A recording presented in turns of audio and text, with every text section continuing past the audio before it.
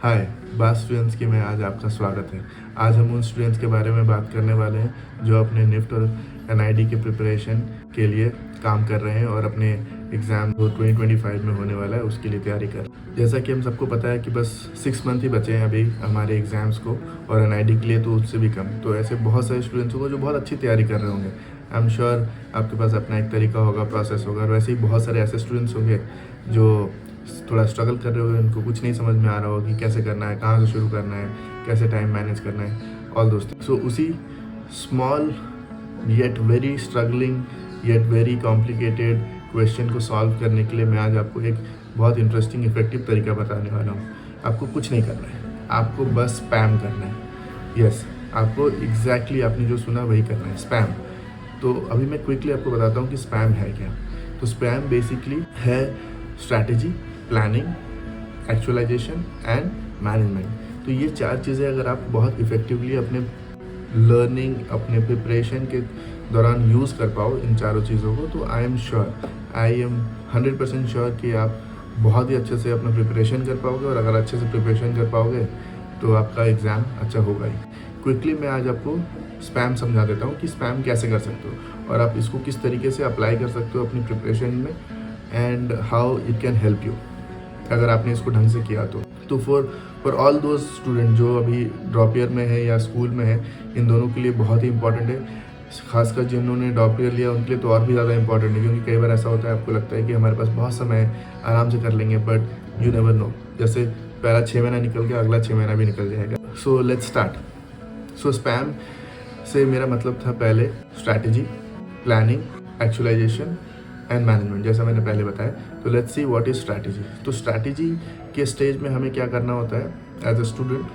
आपको पता है कि आप कौन से एग्जाम्स के लिए प्रिपेयर कर रहे हो, तो उस एग्ज़ाम से रिलेटेड जितने भी इंफॉर्मेशन आपको मिल रहा है, ऑनलाइन ऑफलाइन, अगर कोई सीनियर को जानते हो, किसी को जानते हो, सारा इन्फॉर्मेशन कलेक्ट करो। कितने नंबर ऑफ कॉलेज हैं, कितने सेंटर्स हैं, कौन कौन से सब्जेक्ट्स हैं, कितने मार्क्स हैं, एवरीथिंग। एंड सिमिलरली आप अगर स्कूल में हो, 11th या 12th में हो, तो अपने स्कूल में आप कौन सा सब्जेक्ट पढ़ रहे हो, क्या आपका रूटीन है, स्कूल का टाइमिंग क्या है, ट्यूशन है तो क्या है, कोचिंग है तो क्या, all those thing. So when you have all those information, ये सारा इन्फॉर्मेशन इसलिए इम्पॉर्टेंट है ताकि आप अच्छा स्ट्रैटेजी बना पाओ। ठीक है, अगर इन्फॉर्मेशन नहीं होगा तो आप अच्छा स्ट्रैटेजी नहीं बना पाओगे। ठीक है, अब स्ट्रैटेजी क्या होता है, अब स्ट्रैटेजी किस टाइप के हो सकते हैं। स्ट्रैटेजी ये हो सकता है कि आपको पता है कि आपका ह्यूमन फिगर बहुत अच्छा नहीं है, या फिर आपका ड्राइंग स्टार्टिंग से ही अच्छा नहीं है, तो आप ड्राइंग प्रैक्टिस करने के लिए क्या स्ट्रैटेजी कर बनाओगे। तो आप ये कर सकते हो कि सुबह उठते ही जब इट इज़ क्वाइट तो आप सुबह 2 घंटे अपने ड्राइंग प्रैक्टिस में लगाओगे। This is the strategy. आपको पता है कि मेरा मैथ्स में सर्टेन टॉपिक्स अच्छा नहीं है, तो मैथ्स में मुझे 2 घंटा हर दिन लगाना है, तो this could be a strategy. ठीक है, अगर आप स्कूल जाते हो और स्कूल से वापस आने के बाद मुझे ये करना है, तो दिस इज़ अ स्ट्रैटेजी। तो ऐसे बहुत सारे छोटे और बड़े स्ट्रैटेजी आप बना सकते हो। ठीक है, पर ये आप तभी बना पाओगे जब आपके पास सारा इन्फॉर्मेशन डेटा होगा। ठीक है, नाउ मूविंग टू प्लानिंग। तो प्लानिंग उतना ही अच्छा होगा जितना अच्छा आपके पास स्ट्रैटेजी होगा, स्ट्रैटेजी उतना ही अच्छा होगा जितना अच्छा आपके पास इन्फॉर्मेशन या डेटा होगा। तो प्लानिंग बेसिकली करना है क्या होता है कि जो भी आपने स्ट्रैटेजी बनाया, फॉर एग्जांपल जैसे मैं बताया कि सुबह उठ के मैं पहले ह्यूमन फिगर ड्राइंग बनाऊंगा, तो वो सुबह उठ के आप कब बनाओगे, सुबह 7 बजे बनाओगे, 8 बजे बनाओगे, 10 बजे बनाओगे, या सुबह उठते ही 6 बजे बनाओगे। सो this is what planning is कि आप उस चीज़ को लिखो कि मैं सुबह उठने के बाद आफ्टर आई फ्रेशन अप मैं 8 to 10 this will be my time where I will only practice drawing, और उसमें भी I will practice human figure. So this is how you plan. तो वैसे ही आपको अपने सारे सब्जेक्ट्स के लिए करना है। ठीक है, चाहे वो इंग्लिश हो, मैथ्स हो, जीके हो, रीजनिंग हो या ड्राइंग हो। ठीक है, so you have to plan like that, and your planning has to be very very accurate, time bound and pinpointed, कि जो मैंने लिखा है इस टाइम से इस टाइम मुझे ये करना है, इस टाइम से इस टाइम मुझे ये करना है। सो प्लानिंग से आपको फ़ायदा ये मिलेगा कि आप eventually by the end of 6 month और 1 ईयर आप देखोगे कि आपने उतने ही टाइम में पूरा सब्जेक्ट ख़त्म कर लिया।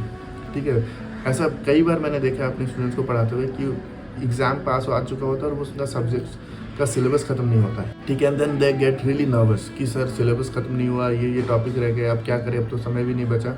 सो इस सिचुएशन को अवॉइड करने के लिए planning is very important, where you are writing it down कि मुझे ये चीज़ें इतनी इस टाइम करना है, इतना टाइम इन्वेस्ट करना है। और फिर आप जब देखोगे कि आपके पास एक्स्ट्रा टाइम भी है, रिवीजन करने का भी टाइम होगा आपके पास, right. So hence planning stage is very important. और आप जितना अच्छा प्लानिंग करोगे उतना अच्छा आप उसको एग्जीक्यूट कर पाओगे।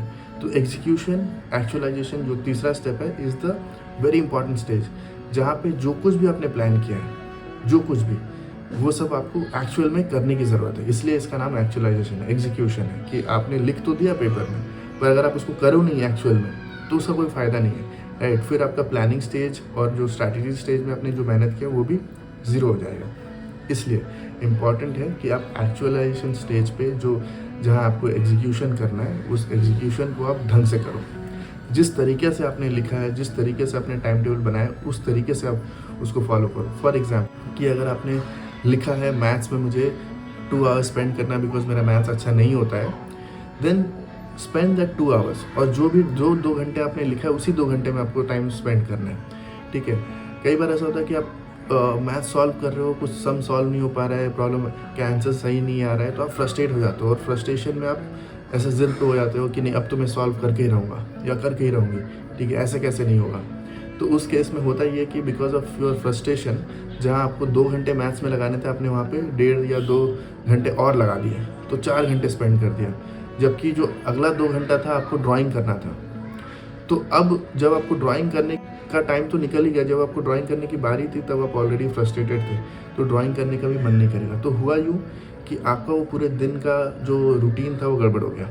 सो उस दिन जहाँ पे आपको 20-25 ड्राइंग करने थे वो आपने नहीं किया, because you did not follow the time table right, you did not follow the your planning right. तो प्लानिंग को बहुत अच्छे से एग्जीक्यूट करने की ज़रूरत है। और ये बोला जाता है कि अगर आपने अच्छा प्लानिंग किया तो आपका एग्जीक्यूशन बहुत आसान रहेगा, और आपने अगर अच्छा प्लानिंग नहीं किया तो एग्जीक्यूशन बहुत मुश्किल हो जाएगा।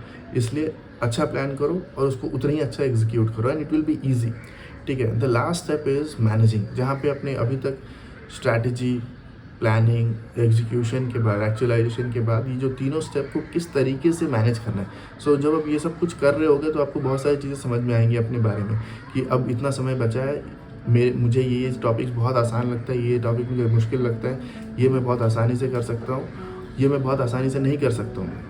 कुछ ऐसे टॉपिक होंगे जिस पे आपको ज़्यादा टाइम देना पड़ेगा प्रैक्टिस करने के लिए। तो ये सब चीज़ें मैनेजमेंट का पार्ट होता है, जहाँ पे जब आपको पता है कि मैं ये कुछ आसानी से कर सकता हूँ या नहीं कर सकता हूँ, और एग्ज़ाम में बस कुछ ही दिन बचे हैं या 1-1.5 महीना, 15 दिन बचा है, उस केस में यू नो कि अभी मैं इसको वापस से शुरुआत से नहीं ट्राई कर सकता या बना सकता या प्रैक्टिस कर सकता। तो only thing that you can do is manage. So उस लास्ट स्टेज ऑफ मैनेजिंग वाला जो पार्ट है, मैनेजिंग वाला जो स्टेप है, उसमें basically you also strategize to how to manage your exam, ठीक है। मैनेज योर प्रिपरेशन तो है ही, ठीक है, लेकिन how to manage your exam. So this is one of the topic that I will definitely cover in my future videos, जो मैं आगे के वीडियोज़ में बताऊँगा। और ऐसे काफ़ी सारे इंटरेस्टिंग डिज़ाइन रिलेटेड बातें, डिस्कशन, टॉपिक्स और एंट्रेंस से रिलेटेड मैं आगे अपने वीडियोज़ में लाता रहूँगा इसी चैनल में। तो आप प्लीज़ इस वीडियो को शेयर तो ज़रूर करना और सब्सक्राइब भी करना। तो मैं बात कर रहा था मैनेजमेंट के बारे में। तो मैनेजमेंट में ये सारी चीज़ें इंपॉर्टेंट होती हैं, जैसे आपको कितने क्वेश्चंस छोड़ने हैं या कितने क्वेश्चंस अटेम्प्ट करने हैं। For to give you an example, अगर आपके पास मैथ्स के 25 क्वेश्चन और आपको पता है कि मैथ्स आपका पुअर है और आपको उतना टाइम नहीं मिला कि आपने मैथ्स के सारे टॉपिक कवर किए, देन यू शुड नो कि मुझे वो क्वेश्चंस कौन से क्वेश्चंस कब छोड़ने हैं, और उसके बदले में मुझे कौन से ऐसे क्वेश्चन है जहाँ से मुझे उसका बैकअप मिल सकता है, बैकअप बोल लो या फिर उसका भरपाई हो सकता है। क्योंकि अगर अपने 5 क्वेश्चन छोड़े तो यू शुड नो कि वो भरपाई कहाँ से होगा, because you can't answer wrong, negative marking होता है, राइट। तो ये ध्यान रखने की ज़रूरत है कि आप कितने अच्छे से मैनेज करो। तो last step becomes very important, the management वाला पार्ट, ठीक है। तो इस तरीके से ये पूरा स्पैम होता है, ठीक है। और आपको बस स्पैम करना, और आप इस स्पैम के स्ट्रैटेजी को बहुत अच्छे से समझ लो। Spam itself is a strategy, ठीक है। तो आप इसको अगर अपने प्रिपरेशन के टाइम पे अच्छे से यूज़ कर पाओ, इफ़ेक्टिवली यूज़ कर पाओ, तो आपका प्रिपरेशन तो स्मूथ होगा ही, टाइम बाउंड होगा, सब कुछ, सारा सिलेबस ख़त्म होगा। और अगर ये सब आप समय पे कर पाओ तो you will be more confident. If not anything, what I tell my students always कि I just want you to be confident. Exam के हॉल में घुसने से पहले, एग्ज़ाम शुरू होने से पहले सब कुछ भूल जाओ, बस मुझे इतना चाहिए कि आप कॉन्फिडेंटली उस एग्ज़ाम में जाओ एंड डू योर बेस्ट, ठीक है, and that is what is needed. तो आप बस इस स्पैम को फॉलो करो and rest I think you will do really well. अभी इस वीडियो में इतना ही, मैं आपको अगले वीडियो में मिलूँगा, तब तक डू सब्सक्राइब दिस चैनल। मैं आपसे बहुत जल्द मिलता हूँ।